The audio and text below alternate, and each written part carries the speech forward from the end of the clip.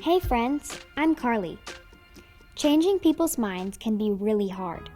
It's even harder when that person doesn't see what they're doing as wrong. They may have a difficult time understanding why they would change if it's not hurting them and only hurting you.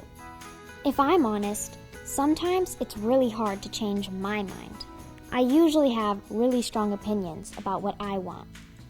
When friends are at my house, they sometimes want to play a different game or watch a different movie.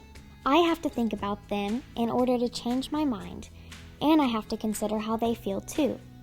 In our story today, there are a bunch of plagues. Plagues are strange events, and sometimes gross and messy things that make people pay attention.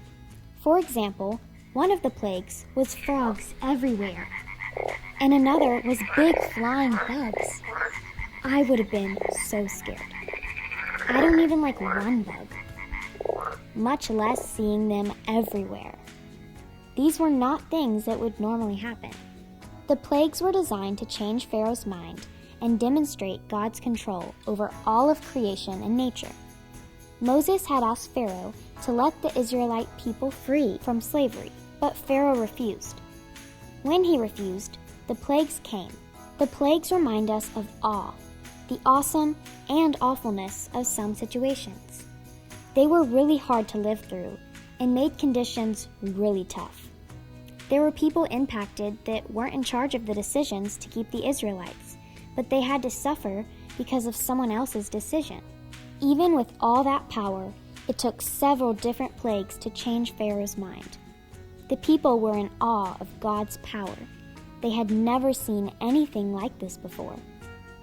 Finally, Pharaoh changed his mind. This was awesome. The people had been in slavery for so long, and now they got to leave and be free. Wow, they were truly in awe of how God helped them.